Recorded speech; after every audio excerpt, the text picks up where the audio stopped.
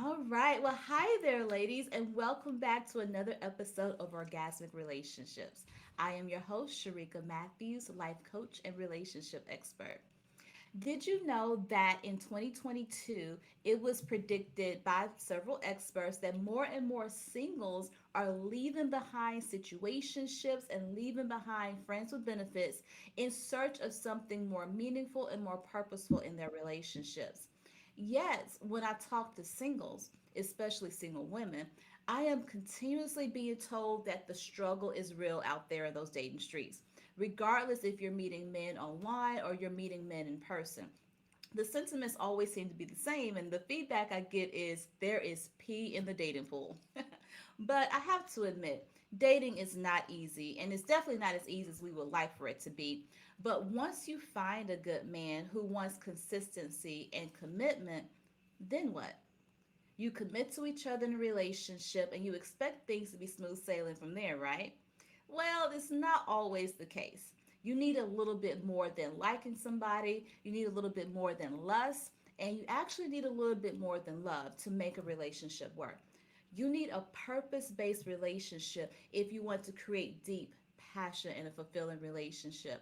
And that's why I have with me today Mr. Joey Chandler to help us unpack the idea of purpose based relationship and purpose based dating. Joey Chandler is a purpose based relationship coach and host of the Love Launch podcast. He works with entrepreneurs, executives, coaches, and consultants to make their purpose a part of their relationships and everyday life. He has been coaching and leading transformational workshops for over 20 years, and his purpose is about people loving their life. He lives in Northern California and is an avid skier and recently published his first book, Thrones of Wisdom 99 Ways to Get Off the Pot While on the Pot. Thank you so much for joining me here today, Joey. Much for having me. And congratulations on publishing your first book. I'm going to have to get a copy of that. Oh, thank you. Yeah, it was a bit of a inspiration. Well, I was having a moment. I was actually doing my gratitude practice. I have a gratitude practice. I was typing in my I just having where I type out, what I'm Mhm. grateful for each morning. I was going to the bathroom and I thought, what else could I do here? And I started writing down all these things. And so it's really 99 things that you can do because it turns out people take about Yeah. on the bathroom. I know that's not Right. the subject, but there's enough time, and our phones are so powerful that stuff like you can reach out to a friend, you can do research for a company, you can, look up a recipe, you can learn a new word. There's all these things that you can do to get off the pot, and while you're on the pot. I love it. And so much happens in the bathroom, whether you're on the pot or in the shower. I know I have a lot of powerful thoughts and a lot. I do my gratitudes, I do my prayers, I do so much in the shower. So I'm definitely curious to see and learn what other things you suggest in your book. But I want to get to dating and relationships and you being the expert on purpose driven or purpose based dating. So, what does that really look like? What do you mean by purpose based dating? Because as we spoke a few days ago, most of the conversation I hear about being purpose based or purpose driven is usually around the context of religion or spirituality. And I think it was, gosh, probably been 10 or 20 years ago.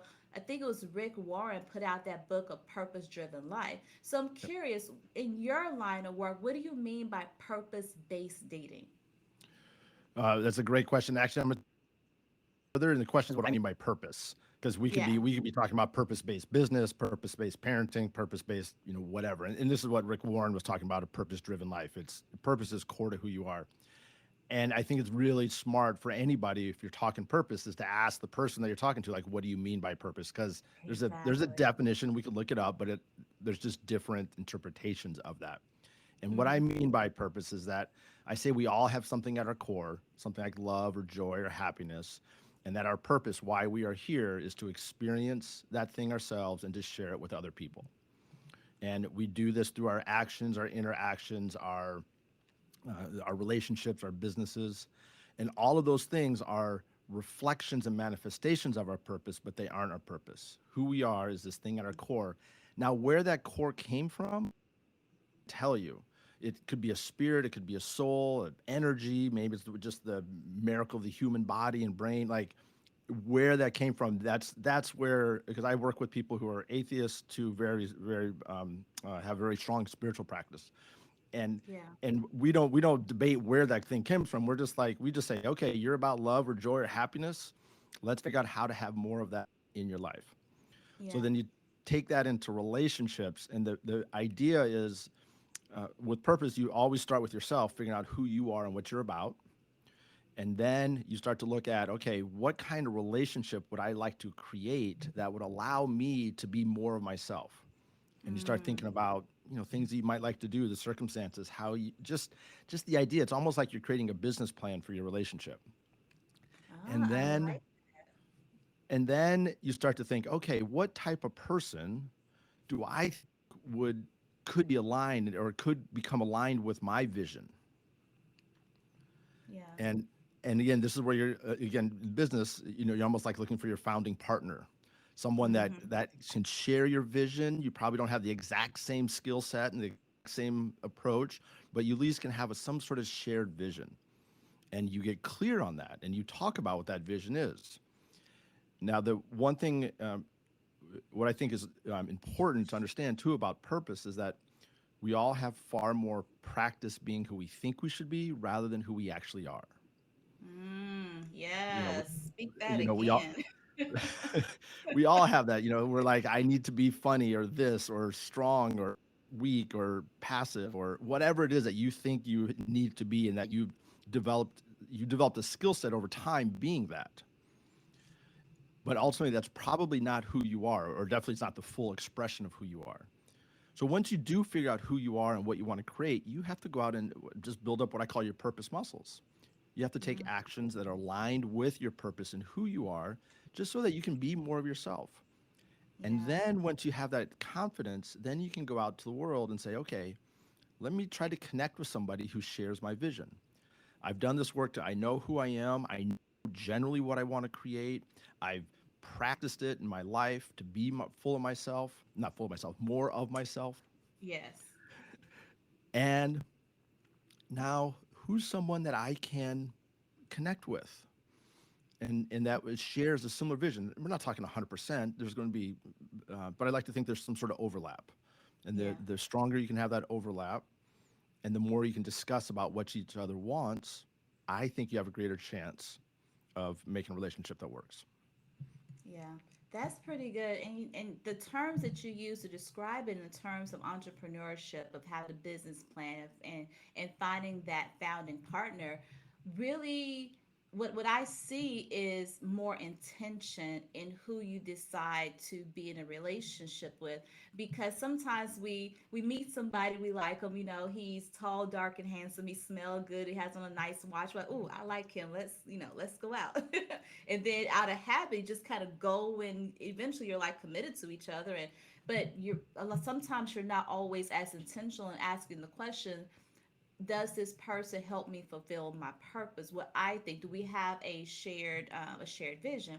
Because even in my relationship, I'm engaged to be married, and I remember, this is even before we got engaged, I remember asking the question, what is the purpose of marriage? What is the purpose of relationship? Because both of us are at an age where we neither one of us has a strong desire to give birth to children. And we've been single, we're in our 40s, we've been single for a while, and so we don't have those same milestones that someone in their 20s may have. Right, we don't have this milestone of having kids by 20, or yeah, maybe buying a house by 25, having kids when you're 26, and have everybody at the house by the time you're 40, and then travel the world. We're in a different phase of our life. We all had those little dreams growing up, right? It's so funny because you're 100% laughing. I'm 25 years past that, and none of that stuff happened as planned. And I it's just, know. but it's so clear. Like we can repeat that plan because it's so ingrained in us. And this Yeah. is this is another part that we have to understand about purpose, is that we are born into a world of systems. There's Mm-hmm. systems that the fairy tales of romance and the legends Yeah. of the couple that comes together and buys a house, that meets at 24 and buys a house at 25 and has. That's a Yeah. legend of our culture. There are systems that impact, me as a white man, you as a black woman. There's systems that impact us differently, and Yeah. all of those things impact our ability to make where you live, income, sexism, biases, all those kinds of things Yeah. play a role in shaping who we think we need to be. Yeah. And so when you figure out who you are, this is why you have all these, there's just all these things that are kind of keeping you the way you are. So when you figure out who you are, it just takes work. It Yeah. takes work. It takes building up those muscles and recognizing, like, I don't have to be that way, or wow, I can be this way, or wow, I was a real jerk there, or whatever that is. eh, Yeah. all the things and the stories, we grew up, the romance stories and the fairy tales and the this and that, which work sometimes. I mean, they're based on truth. Times they don't. Right. Exactly. And even talking about the systems here and the vision that we once had for ourselves.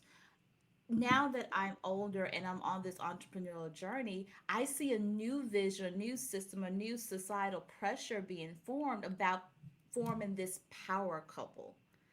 You have two individuals who are both ambitious, who are both running their own businesses, or they're climbing the corporate, or they're doing big things in a big way on a even bigger scale to impact everybody. I remember one like a former mentor of mine. She made the comment, "I want to make millions so I can impact millions, so I can give away millions."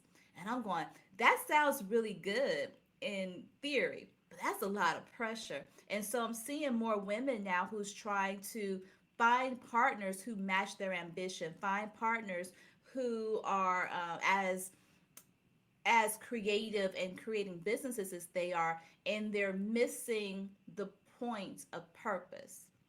They're missing, but how do I want to say this? They're more focused on what they're doing externally and not understanding what's driving their external drive. And it could be for some people their drive is money, but for others it could be joy, it could be impact, it could be peace, it could be freedom, it could be all the other things. But we're so looking, we spend so much time looking at how successful they are that we miss the opportunity to learn about their purpose, their character, and really who they are at their core. Does that make sense? Absolutely. Yeah, you bring up a lot of points there. The the first one, that idea of missing the other person, that we also miss ourselves. We Yeah. miss and I think purpose really starts with questions. It's not Mm-hmm. looking outside. It's saying, okay, if let's just say you're about freedom, how can I help myself experience more freedom? How can I help others experience more freedom? There's always a back and forth. Like with me Yeah. and love, experience more love. What do I need to have in place to go? I worked out this morning. That's a reflection of love, even though Mm-hmm. I kind of wanted to do it, but I didn't want to do it. But it was part of love, and Yeah. what. So there's always that. It's to me, purpose is really about exploring. Am I am I able to experience my full self in my relationship? Is my partner experiencing his or her full self in our relationship? And exploring that, and that's a conversation. That's a never-ending conversation, because there's going to Yes. be places in life. Life can be going great, and all of a sudden, bam, something happens, and Right. and it's not Right. so great. And oh, congratulations on your engagement, by the way. Oh, thank Yeah, you. we Thank do you. say that. Uh, um, and and so it and so I talked to a lot of people about what love means to them. That's the point of Mm, my podcast. And one of the words that's coming up over and over again is courage. And yeah. Mm, I'm really like, without courage, you don't have love, and without love, it's hard to be courageous. There's a back and forth. But one of the things where I see, especially for a younger, a couple that's just getting together, is having the courage to ask the questions that may lead to you breaking up. mm, Because I'm actually going through a separation and divorce right now after yeah. about 20 years of being married. We're actually in a good spot. We're working through things in a healthy way. And Good. through the therapy and in engagement and all, just kind of the introspection that we've been doing, or just that I definitely have been doing, is just where there were things at the beginning of our relationship that were bothering us, and we didn't have the courage to say, "Hey, this is a problem." And I Yes. think I know for me, it was like, well, if I ask this, we're probably going to break up. And since she's the only one that will ever love me, I can't do that. Like Mm. that. That's kind of the fear, right? Like, Yeah, I got yeah, this we all amazing think woman. that. I don't know. I can't risk it. Right. And what happens is those little things, they're not so bad that they cause the breakup immediately, but they build up over time. They hinder your experience. And in our case, I think probably in many cases, they end up leading to a divorce, or at least a Yeah. relationship that's not as wonderful as it could be.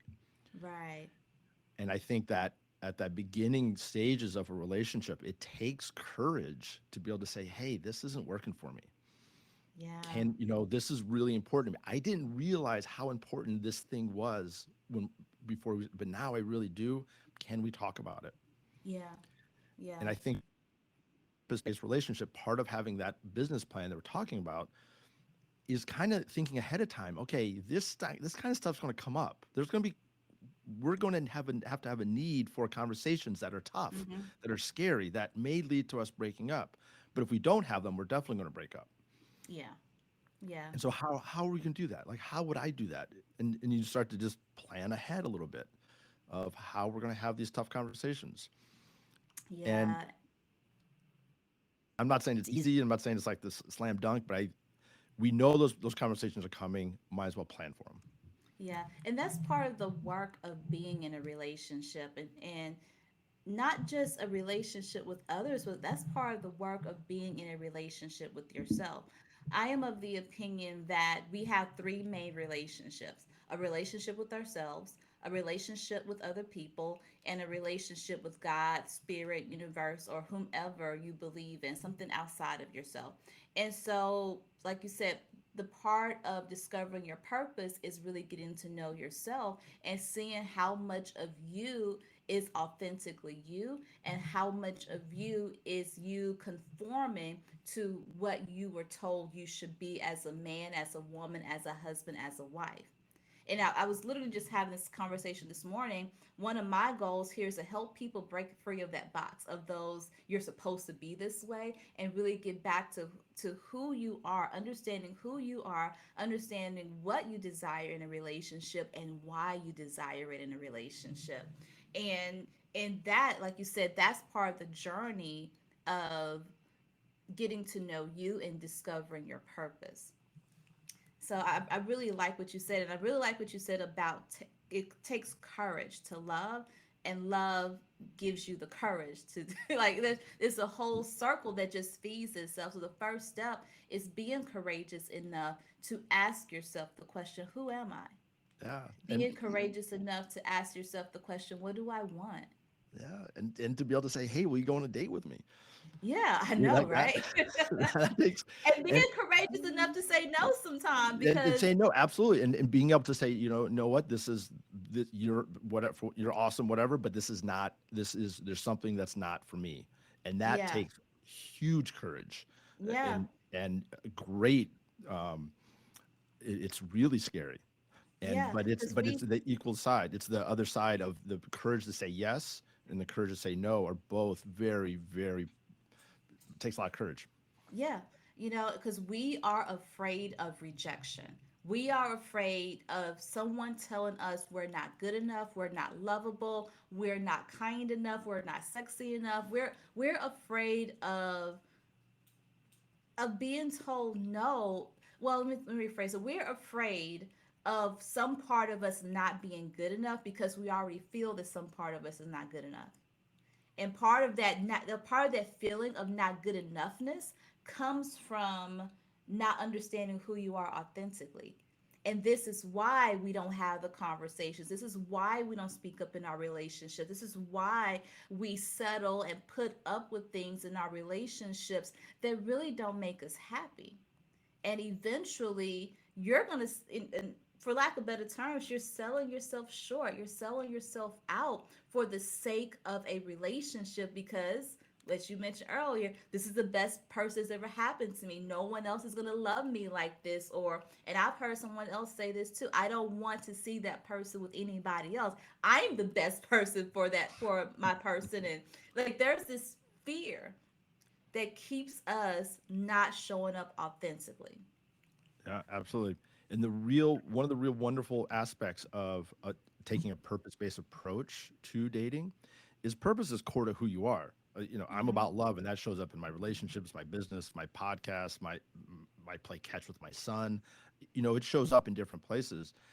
And what I can do is I can go out and practice being more loving. I can look to see places where I'm fully loving and places where I struggle.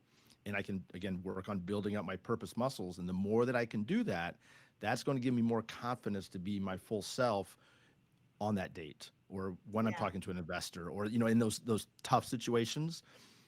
If you only practice being your full self on a date, you're going to fail Yeah. because it's like sports. You don't get better playing basketball in a game. You get better Right. playing basketball, Monday working with through the coach. Friday.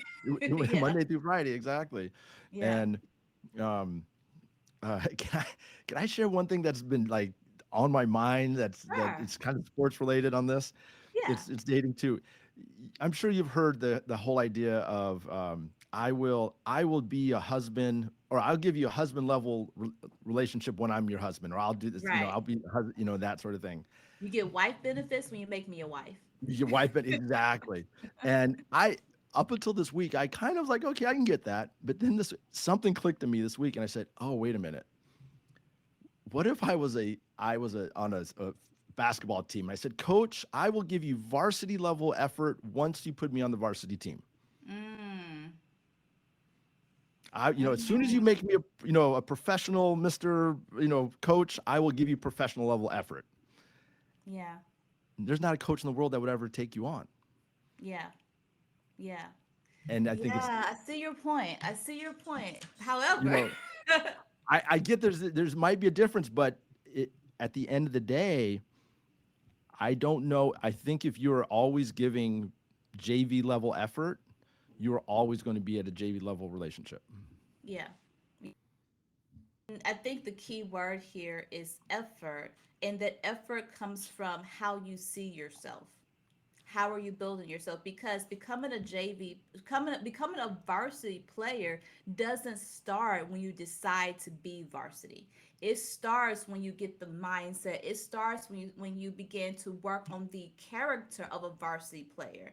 And then you start showing up as that. But guess what? You're not going to get varsity play, or you're not going to get varsity pay until you get put on the varsity team. And so I think I want to make that little clarification there, because it's easy to show up and be all the things you desire to be. And if we're not careful, we'll end up being very resentful because we're not getting the benefits of showing up as the person we want to be if we are not in the right place, in the right space, and understanding our position. You may show up as a varsity player while you're on the JV team, but you have no intentions of staying a JV player for 25 years. Absolutely. Eventually, probably within a year, you want to up level. Absolutely. And this again, this is where the courage to say like, hey, Yes. I like this is me being my best self and I'm doing Yes. everything I can. If if we aren't aligned, if we aren't clicking, I got to go find a new team. Yeah. Like that's and that takes courage. It takes It takes courage a to lot of recognize courage. that I'm never, for whatever reason, I'm never going to make that person's varsity, and to be Yeah. able to say, and I also think it takes realizing like, hey, this isn't working for me. Mm-hmm. Like it's not working for that person that's not promoting you at whatever that. Yeah, yeah, if they're not loving me at varsity level, if I'm not getting varsity love Yeah. back, That's it. then Yeah. then uh, I can give it for a while, but at some point I'm going to have to get it back. It has to be But reciprocated. it has to be reciprocated. But I think I think we love to give it our all. Yeah. Like when you Oh, give it your all, like it's just more fun, right? it's Like more you'd fun. rather It give it your. feels good. It feels good, so I would. And again, this is more of an intellectual thing because it's hard to do sometimes. But you would rather give it your all and then say, "Hey, this isn't working out," than not give it your all and end up with something that is less than great. Yeah, absolutely. Absolutely. I love that analogy. And I want to go back to purpose and defining purpose, or at least get a little bit more granular in it. Um, what are some other words that can be used to describe our purpose? During the conversation, we mentioned freedom, we mentioned joy, we mentioned happiness. What are a few other examples of words that could describe or someone can identify as their purpose? Yeah. So I've talked some people on this Mhm. conversation, and the top five that I found are love, joy, happiness, excitement, and freedom. Excitement. Okay. Excitement. Though there may be other, and this is English based, and so I can't Yeah. say what it's like in other, but those are the top five. Those are the Yeah. ones, and the reason that I think those are the top five is that those are words that we would have used when we were young. And our Mm. purpose, if you believe our purpose is part of a spirit or soul or an energy, it would have been there, at In the before birth, beginning. at birth, wherever, wherever that, no matter what, it would have been there when we were young. So Yeah. that feeling, whatever that thing is, the language that we would have first used with it would have been language that we would have used as a young person: love, joy, happiness, excitement, freedom, those sorts of things. Like they're describing the emotion, feeling of that.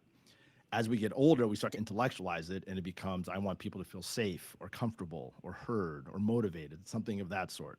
And those Yeah. those sound good, and those are totally awesome, intellectual rather than heart based. The heart base. Yeah. And so That's good.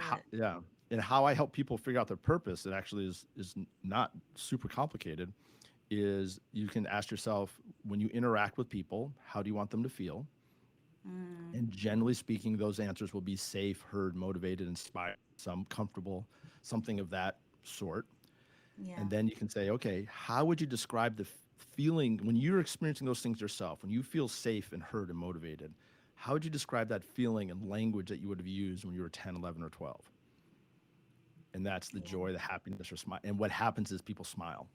We do this thing, Mm-hmm. and they'll be like, it's joy, and it'd be so obvious. They'll be like, well, it doesn't everybody want joy, or doesn't everybody want love, No. or and I'm like, no, not everyone does, but you do. And let's just and I just say, own the shit. I hope I can cuss. It's Own fine. the heck, Yeah. own the heck out of your purpose, Yeah. and yeah. So those are the top five: love, joy, happiness, excitement, and freedom. And what I generally find is when a person lands on their word, you'll find that word has shown up in different ways throughout their life. There'll be a thread that thread will already be there. They're not really discovering anything new. They're mostly pushing away the weeds and the muck to find Mm-hmm. this. Yeah.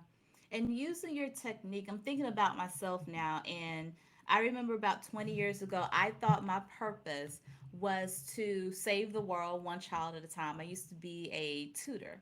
And then as I've gotten older, now is to save the world one woman at a time. But actually looking back at what really drives that, I am thinking my purpose, because that's the work that I do, but what really motivates me and drives me is probably going to be on the lines of somewhere between safety, inspirational, and creativity. Yeah. And So I have to do some more work yeah. around that. I have to think about that some more. That's good. What can I ask you the question then? Sure. It's a coaching question. So Sure. I'm so when you feel safe, when you feel creative, what's your experience of life? How do you describe that in language that you would have used when you were young? Happy, Happy. Yeah. free. I think Yeah. free. I think free is probably more accurate because I did not have a lot of freedom to express myself in different ways as I was growing up. And I remember wanting that more than anything. So maybe And, it's free because I know when I'm in my creative zone, I feel free. I feel more authentic. yeah. When I feel Uh, safe, I feel free to do whatever it is I desire to do. So maybe it is freedom. Can I just one word that's kind of popped in my head? When you feel free, do you feel joy? Yeah, I do Yeah. feel joy. Yeah, that's and you can Yeah. see your smile. If you Yeah. people watching, you can see the smile, and this is what I look for because freedom was, and for some people, is also free, and they'll smile, and I'll be like, we're done. But Hmm. there was a little bit of an intellectual sort of aspect to freedom, like it, Yeah. but for you, like when and how is teaching kids experience an expression of joy? Because of because they get to experience joy at the aha moment. Like they're when they have that aha moment, their eyes light up, the burden is off of their shoulders. And the same thing with coaching women. You're right. The same thing with coaching women when they have that aha moment, their eyes light up, the burden is lifting off, and they experience joy and they experience freedom. So thank you, Yeah. coach. Yeah, yeah, yeah, and then you can start to explore like what joy means to you. What I do is I help people figure out. I call it 5 pillars. Like Hmm. for me, love is about creativity and connection and contribution and celebration. And oh my gosh, what was my fifth one? Creativity. Oh no. Courage. As Yeah. what I'm saying. Courage, creativity, connection, contribution, and celebration. Hmm. That's like what love means to me. Yeah. And so you can figure out again, you can, 3 to 5 of what things mean, joy means to you. And then you can start to ask yourself, okay, I'm getting married. Like what would a relationship where, what would I, if I, what would help me experience more joy in this relationship? Hmm. And another question is, if I was fully present to joy, what would I do in the relationship? Mm. What might I do? What might I say? And again, just different, no answers right or wrong, just gives you Yeah. different stepping stones to take, different perspectives. I'm writing. I'm taking notes, you guys. For my audience, you Mm. listening, I am taking all kinds of notes. Because let me tell you, every coach needs a coach, every doctor needs a doctor. I am a full believer in that, y'all. Okay. And while All you're right. doing that, tell you how I came to this because this is Sure. I know it feels a little bit magical sometimes, but it's actually I have proof of why this works. Yeah. I do tribute videos for people. These were like, if Mm-hmm. you want to do a video for your mom, we get 30 or 40 or 50 people all saying what they love and appreciate about her, and we put it together and you show it at a birthday party or an anniversary. And Yeah. I've done several hundred of those videos, and somewhere along the way, I started to see there's always a theme. The person was about love, joy, happiness, excitement, or freedom, Mm-hmm. and it wasn't loud, it wasn't overt, and did a bunch, through my own kind of love of coaching, I figured out how to pull this thing that's from the background of our lives to the foreground. And so I know if I did a video for you, I get 30 or 40 or 50 of your best people saying what they love and appreciate about you, joy would be a, a reasonable interpretation of the theme that would be in that video. Yeah. Yeah. That's good. I like that. Yeah. I So like that. that's what set me on the purpose, because I did videos for people from 7 to 90 all over the Mm. world. Didn't matter who they were, age, didn't matter. These were just everyday, these were rock stars, movie stars, everyday moms and dads, grandmas, and there was always a theme. Yeah. And and and so now it just doesn't matter. And the real beauty of this, especially in terms of relationship, and I know I'm talking a little too much here, is doing stuff can be scary. Yeah. Going to therapy, where you've been less than Yeah. great in a relationship, or where you stepped over things where you didn't have the courage to say what you wanted, and owning those things where you've been racist in some way, where you contribute, all that kind of stuff Yeah. is scary. Like, it's straight up Yeah. scary. And when I understood that I was about love and I had that as a foundation, I knew that I could dig through all of my muck. I could, that underneath all of my stuff, there was this thing at my core, and I could keep digging, and I knew I would find it at some point. And Mm-hmm. that gave me the courage and the confidence to do that work. And Yeah. that was really helpful. Yeah. That is awesome. Thank you for sharing that. And I have one other question I want to ask you. Well, really two, but one discussion question. I saw this on your website and immediately piqued my interest. So I wanted to take a few minutes to talk about this. Um, what is the difference between a high value relationship and a high value person? Because in the dating streets, I've, especially in the last couple of years, I've heard all this talk. I want a high value man. I want a high value woman. But your position is to go after a high value relationship. Please enlighten us on this. I'm anxious to hear this. Yeah, this is the funniest thing. I bought highvaluerelationship.com like Mm-hmm. last week. Okay. There's so little conversation about high value relationship that highvaluerelationship.com Was was available. available. Yeah. And I'm like, I don't even know what I'm going to do with it, but I just bought it because I'm like, there's got to be something. Here's the basic idea is, Mm-hmm. again, it didn't I didn't come to this because hearing people talk. I came to this because if you're going to look at it as a purpose based, you're going to look at yourself, you're going to look at the relationship, and then you're going to look at the person. But if you start to say, I want a high valued person before understanding what your relationship is, it's sort of like Mm, it's sort of like all the dream teams in basketball. You know, they get three. You know, you got L.A. Lakers with LeBron, Westbrook, and Anthony Davis, and they're collapsing. They are not high valued. They are not high valued people for themselves. They are high mm, valued people without exception. But as a team, they are not the right people for each other. yeah. And you can Yeah. look at almost every single triumphant sports team, the Golden State Warriors, you know, when they Mm-hmm. were in their run, you know, Clay and I'm from California, that's why, you Yeah. know, uh, but if you look at like the chemistry, the Tom Brady and his run in never had the best players. They had the or the The system team. that they had. Yeah. And I think the most high valued person for you is the person that's your vision for what you want to create, and you're going to work together. Yeah. I And like that. and I and so and I also think the whole idea of high valued, it gets very it gets very judgy very quickly. Yes. And I you know, and I'm never going to win a high value. Like I'm like I got value, but I'm like a bald man. I'm like, you know, I'm not going to win those things. Yeah. But I think more importantly though, ultimately at the end of the day, when you in a relationship, what really works is two people working together with some sort of shared vision and are working through the stuff because that stuff's going to come up. Yeah. And and I think this is it's a big question, especially now because the rules of dating are changing. You know, and Mm-hmm. this is what you said, what it means to be a man and what it means to be a woman and masculine energy and feminine energy. Those things are Yeah. all, let's just say it's they're in flux, just to say Yeah. for lack of a better word. And I think Yeah. for some very, very good reasons, because lots of them were very harmful to both men and women. Yeah. But Absolutely. without those set rules, it's creating a lot of chaos and uncertainty.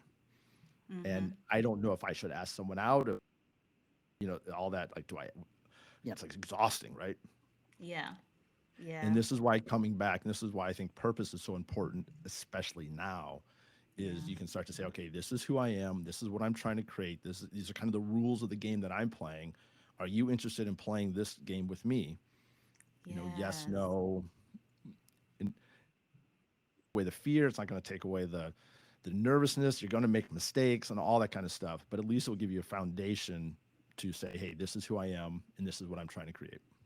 Yeah, I love it. And like you said, the purpose-based dating takes the focus and the pressure off of fitting everyone else's standards of what your relationship should look like. Even your concept of high value relationship versus high value person, high value person is focused on a person meeting society standards of what a high value person is versus a high value relationship and purpose based relationship takes a look at you and say, this is who I am, this is the relationship I desire to create, who will be the best fit for the person I am today, the relationship I desire today, and if I may add, the person I am becoming tomorrow and the relationship I want to create for tomorrow. Because I'm not going to be the same person today. Some of my core values will probably be the same, maybe in a different order, but we're constantly growing, we're constantly evolving. Our needs change, our desires change, our vision, our dreams change. Who can also change with me, or at least support me as we're changing, support the relationship as we're changing and evolving. I think that is so important. It's vital, and it's more important than fitting an image or a title of high value man, high value woman, all this good stuff. It releases the judgment and releases the pressure, like you said. Yeah, So yeah, absolutely. I love And you can hear growth and is an important part. I'm guessing joy, like for you, as a teacher, as a coach, like growth is a key component of joy. Like if you Yes, aren't it is. growing, you're probably not happy. Like just Yeah, at kind of a that is a fundamental true level. statement. And which brings its own, there's a whole we can have a whole conversation about that. Uh, Right. but you'd want to have conversations with your partner saying, "Hey, I'm going to be we're both going to be growing. What are we going to do when we kind of grow out of who we know ourselves to be, or how are we going to Mm, support each other in that?" Because in a relationship, you want someone to celebrate who you are, yeah. but you don't want to fix yourself. Nobody likes that. But if Right. growth is a part Exactly. of you, then you're going to want to be able to celebrate who you are and then encourage that growth in a way. And that's not always easy. We Yeah. generally don't want to. I'm accused. My soon-to-be ex-wife was like, "You coach too much," and so my next relationship, I'm just going to be honest. Like, look, this is what I do. I want to figure out a way to make it work. Yeah. Now, I Yeah. didn't have that awareness 20 years ago when we were. Of course. And so I think one of the things that we can do, and this is something I'm trying to do with my podcast, is just to bring the idea of what does love mean to people, and Yeah. get people talking about and thinking about it. Because I think the more of us that think about it, even at a young age, you have an idea of what you want. And if we can start to say, Right. okay, that's what you want now, what will it take to make that happen? We can start to have conversations that where people can maybe form relationships a little bit earlier that really work. Yeah. I love it. I love it. Thank you so much, Joey. I have enjoyed this conversation to the fullest. And so, before we get off the air today, what is one last thought you want to leave for our audience? What is the one thing you want them to take away today? Yeah, I would. It is the most awesome conversation to talk to someone and say, "Hey, what does love mean to you? Yeah. And how can we have more of that? How can I support you in having more of that?" Just Yeah. ask your person, your friend, whatever, just ask people that question because love. I've talked to a lot of people now, and no answer is the same. Yeah. Not is it. There's some overlap, but there's so given the fact that we talk about love so much, we have very little experience actually talking about love. Yeah. And so I would just recommend anybody. It's a wonderful exercise. It forms connection. It takes courage. It's a purpose based conversation. 100%. You just ask what to you, and then but because of course you got to know yourself. You got to do that work Yeah. yourself because as soon as you ask it, they're gonna be like, "Well, what does it mean to you?" And you got to be able to Yeah. respond back. And it's a Yeah. wonderful conversation, and you can have that conversation sooner in a relationship than I think we realize. Right Yeah. now, the among my professional friends, it's about the third date. Yeah. That's what we're hearing.